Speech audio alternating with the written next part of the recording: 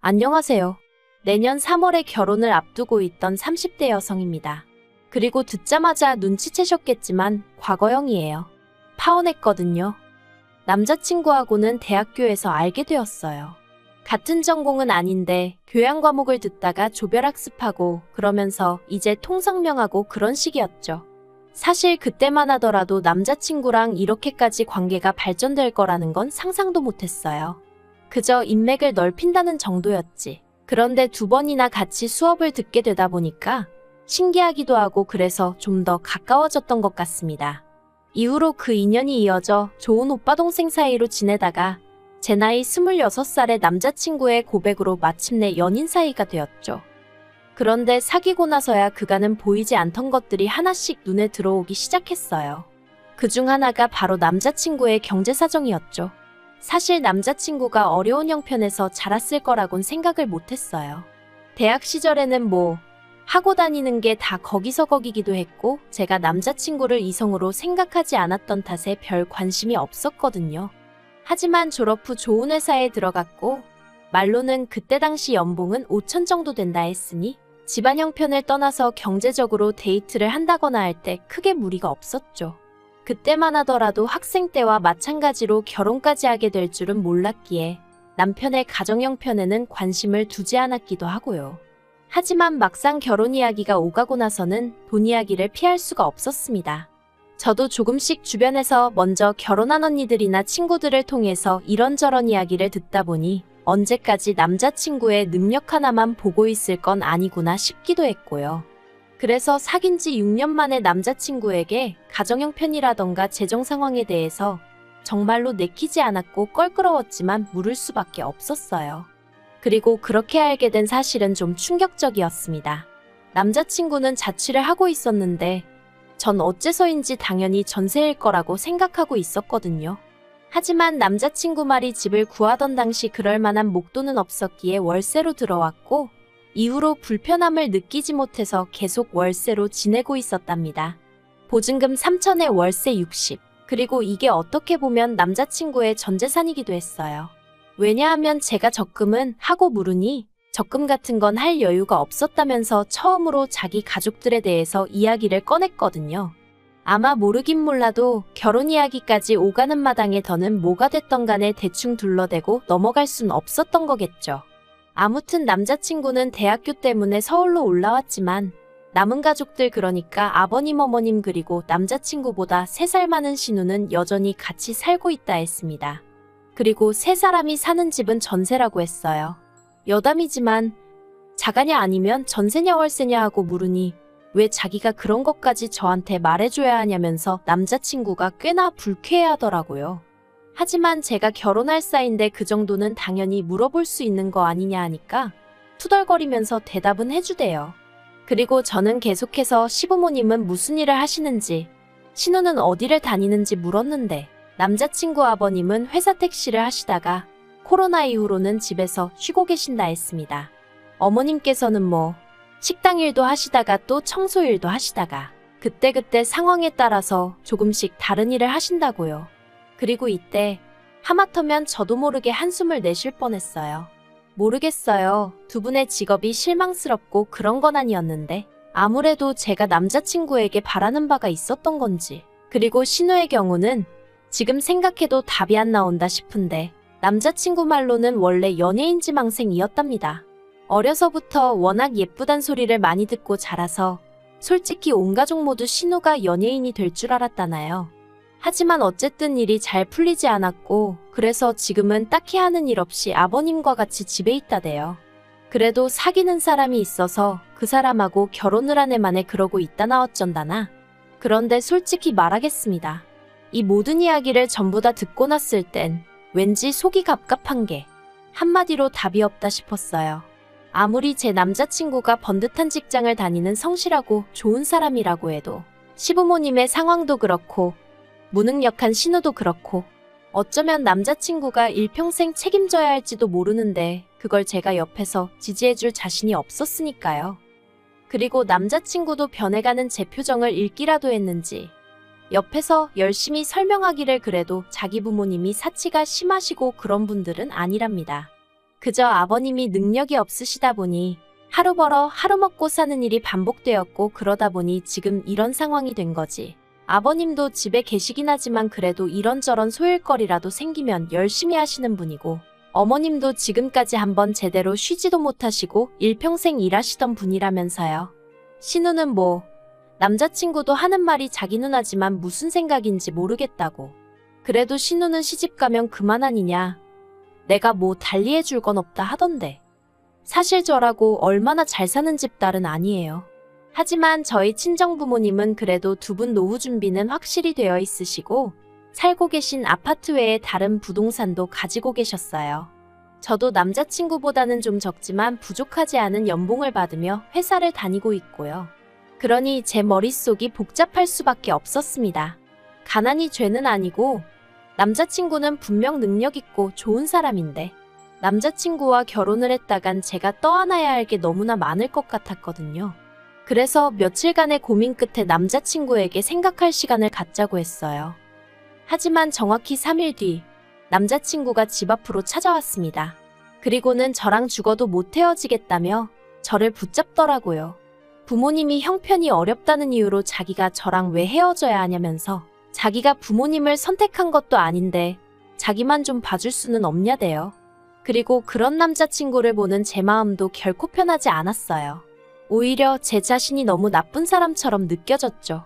어려운 환경에서도 이렇게나 잘 자라준 남자친구에게 상처를 줬다는 것도 미안했고요.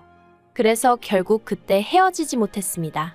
지금 생각하면 좀 더 이성적으로 생각했었어야 하는데 그땐 정말이지 참아더는 모질게 못하겠더라고요. 아무튼 그래서 다시 저희는 만나기 시작했고 이후로 상견례까지 빠르게 진행되었습니다. 저희 집에서는 남자친구 사정을 아시고 안타까워하시면서도 탐탁치 않아 하셨던 게 사실이에요. 특히 어머니는 저더러 그러지 말고 잘 생각해보라고 결혼은 사랑만 가지고는 되는 게 아니라며 저를 말리셨지만 이미 남자친구에게 한번 헤어지자 했다가 마음을 고쳐먹기까지 했던 저에게 어머니가 하시는 말씀은 그저 매정한 잔소리로만 느껴질 뿐이었죠. 그래서 오히려 그런 어머니께 그러면 조건만 좋으면 장땡이라는 거냐? 엄마는 아빠 조건 보고 결혼했냐 하는 막말까지 했다니까요. 지금 생각하면 정말 제가 미친 X였어요. 이 세상에 부모님보다 저를 생각해주는 사람은 없다는 걸. 어째서 그땐 그렇게도 까맣게 잊고 있었는지. 그런데 시간이 지날수록 이건 아니다 싶은 상황이 하나둘씩 제 앞에 벌어졌고 저는 결국 두 손 두 발 다 들고 남자친구에게 이별을 고할 수밖에 없었습니다. 처음엔 저도 이게 맞는 건가? 내가 너무 오바해서 생각하나 그런 생각도 들었는데 지금은 제가 내린 결정에 이만큼의 후회도 없어요. 남자친구의 형편을 알고 나니 도움이랄 건 기대할 수도 없었지만 거기까지도 괜찮다고 생각했어요. 남자친구가 사는 집 보증금하고 제가 모아둔 돈하고 그리고 부족하면 대출을 받으면 된다 싶었거든요. 그런데 그 이야기를 꺼내니 남자친구가 한다는 소리가 자기 상황이야 워낙 없으니 그렇다 쳐도 저희 부모님은 저 결혼하는데 뭐 하나도 안 도와주시는 거냐며 열을 내더라고요. 좀 당황스러웠어요. 저는 남자친구가 못해오는 만큼 저도 저희 부모님께 손은 벌리지 않는 게 맞다고 생각했거든요. 그리고 그게 적어도 남자친구가 따지고 들 건 아니다 싶었고요. 그래도 여기까지도 남자친구가 눈치가 없어서 그런가 보다고 설마 염치가 없고 뻔뻔해서 그런 질문을 그런 식으로 한 건 아닐 거라고 믿었습니다. 그래서 남자친구에게 농담 반 진담 반으로 오빠도 아무것도 안 받아오는데 난 받아와야 하냐고 받아쳤더니 그걸 뭘 그렇게 따지냐고 한 명이라도 받아오면 좋지. 우리 미래에 도움이 될 거 아냐? 하는데 솔직히 아주 틀린 말은 아니었지만 기분이 좋지는 않더라고요. 그래서 그냥 그런가 하고 대충 넘겼어요. 어쨌든 내가 안 받아오면 별 수 없는 거지 막말로 남자친구가 따지고 들겠나 싶었으니까요. 그리고 이후로 저희는 대출을 알아보면서 동시에 틈틈이 눈품 발품을 팔아 집을 알아보기 시작했습니다. 둘 다 직장을 다니다 보니 아무래도 지역적인 부분에 있어서 한계가 있었고 뿐만 아니라 예산도 빠듯하다 보니 이런저런 제약이 많았으니까요. 그리고 그렇게 한 일주일 정도 지났을 때였어요. 주말이었지만 아침부터 계속 이 부동산 저 부동산 돌아다녔더니 지칠 대로 지쳤고 그래서 남자친구랑 잠깐 머리도 식힐 겸 카페에 들렸습니다. 저희는 봤던 집들 중 어디가 마음에 들었는지, 어디는 뭐가 별로였는지 그런 이야기를 주고받으며 조금씩 리스트를 추려나가고 있었는데 그때 남자친구가 뜬금없이 한다는 소리가 신혼집을 구하면 양가 부모님께도 비밀번호를 알려드리자 그러는 거예요. 황당해서 왜 하고 물으니 별 뜻은 없는데 그러면 기분 좋아하실 것 같다나요? 이게 뭐지 싶어서 순간 말이 안 나오더라고요. 그래서 그냥 싫다고 한마디만 했는데 남자친구가 왜 하고 오히려 되물으니까 더 어이가 없었죠. 하지만 대충 어물쩍 넘어갈 일은 아니다 싶어서 결혼하면 우리의 안식처가 될 곳인데 다른 사람들이 연락 없이 오고 그러는 거 싫다 했습니다. 그랬더니 또다시 다른 사람? 양가 부모님이 다른 사람이야? 이러고 딴지를 거는데 이 인간이 오늘따라 왜 이러지 싶으면서 순간 지금 정작 하고 싶은 이야기는 따로 있는데 괜히 연막 치는 건가 싶기도 하고 말이 나와 말이지만 남자친구 습관 중 하나가 자기가 뭔가 원하는 게 있는데 그에 대한 합당한 근거가 없을 때 그때 말 같지도 않은 이유를 갖다 대기도 하고 아무튼 독특한 화법이 있었거든요. 그래서 이 인간이 뭐 할 말이 있구나 싶어서 할애기가 있는 거면 그냥 딱 이야기하라 했어요. 그랬더니 남자친구가 그제서야 한숨을 내쉬더니 실은 엊그제 아버님이 위암 판정을 받으셨대요. 심각하신 건 아니고 이기라면서 그래도 이제 병원도 다니셔야 되고 그런데 본가에서 서울에 있는 병원에 오가시려면 좀 피곤하실 것 같아서 저희가 신혼집을 구하면 오고 가실 때 좀 편하게 들려서 쉬고 그러실 수 있지 않을까 뭐. 자기가 그런 생각을 좀 해봤답니다. 그리고 자기 생각에 제가 그 정도는 당연히 이해해 줄 것 같았대요. 또 뭐라더라. 제가 저희 친정 부모님이랑 사이가 무척이나 좋은 편이거든요. 그래서 저희 부모님한테도 알려드리자고 하면 제가 별로 반대를 안 할 것 같았다나요? 여러 가지로 당황스러웠습니다. 남자친구는 이기는 아무것도 아니라는 식으로 이야기했지만 그래도 암에 걸린 아버님이라니. 그리고 그런 아버님을 챙겨드리려고 되도 않는 잔머리를 굴렸다는 것도 한마디로 짜증이 났어요. 그래도 저는 여기까지도 어떻게든 남자친구 입장에서 이해해보려 했습니다.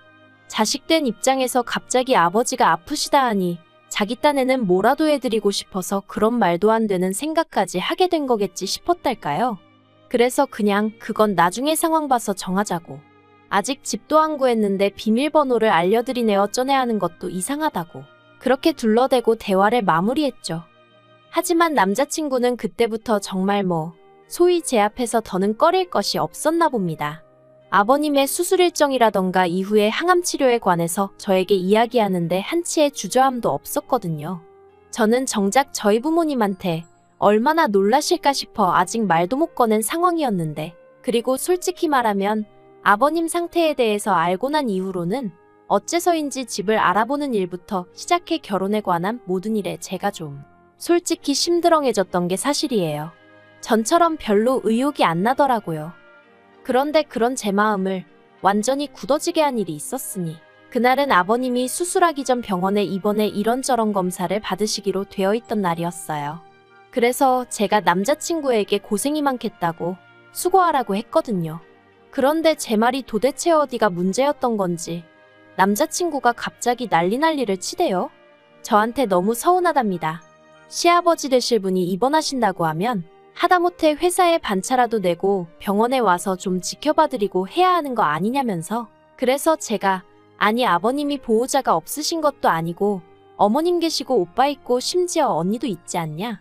온 가족이 다 있는데 왜 내가 그래야 하냐 하니까 남자친구는 적반하장으로 아버님이 얼마나 병원 생활을 하게 되실지 아무도 모르는데 어머님은 일을 쉬실 수가 없고 자기 누나는 믿을 만한 사람이 못 되며 자기는 회사에서 자꾸 휴가 내고 그러면 승진에 영향이 있을 테니 결국 자기랑 결혼하고 나면 아버님을 챙겨야 하는 사람은 저라며 오히려 저더러 그 정도 예상도 못하냐고 왜 이렇게 생각이 짧냐며 저를 타박하더라니까요.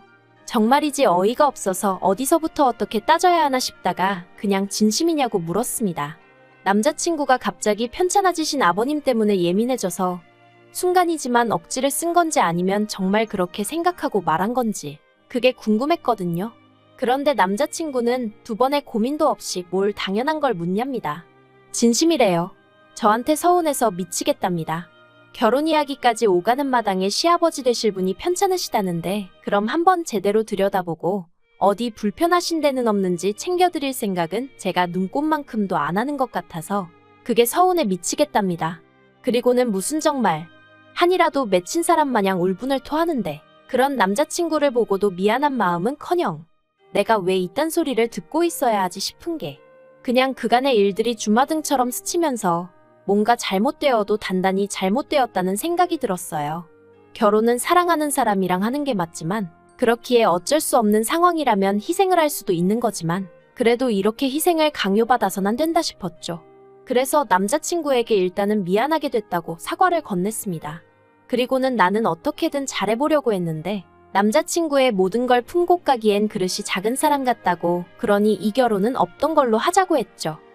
전 솔직히 남자친구가 전처럼 울며불며 절 붙잡진 않을까 그럼 어떻게 해야 하지? 이별을 고하면서도 그게 걱정이었는데 남자친구의 반응은 전과는 완전히 달랐습니다. 난데없이 저를 어르고 달래려 들었거든요. 왜 그러냐?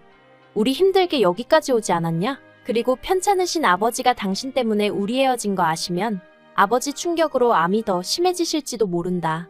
너 착한 사람인데 그렇게 되면 스스로 용서할 수 있겠냐? 하지만 남자친구가 말 한마디 한마디를 더 내뱉을수록 제 마음과 결심은 확고해져만 갔습니다. 그리고 남자친구가 저에게 유익한 사람이 아니라는 게 처음으로 점점 선명히 보이더라고요. 그래서 그런 소리 하지 말라고 딱 자르고 그 길로 바로 택시 타고 집에 왔어요.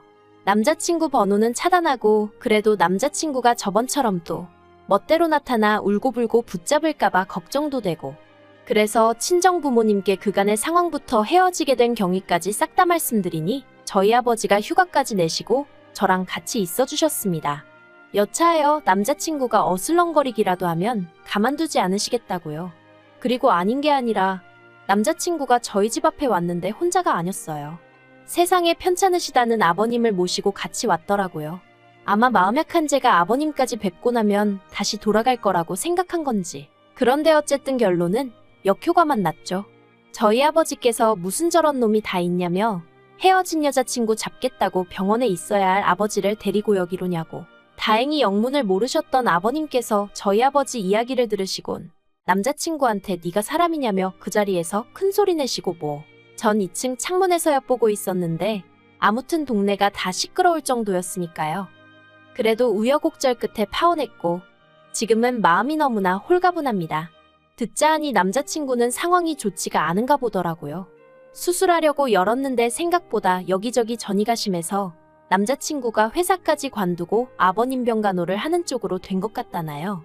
그리고 그런 이야기를 들으니 남자친구가 안 됐긴 한데 동시에 하마터면 그 짐을 같이 짊어질 뻔했구나 싶은 게 이기적으로 들릴진 몰라도 잘 빠져나왔다 싶은 게 솔직한 심정이에요. 제가 더는 뭐 바라는 건 없고요. 비록 헤어졌지만 그래도 남자친구 아버님도 왕쾌하시고 남자친구도 자기 인생 잘 챙겨가며 살았으면 하는 마음입니다.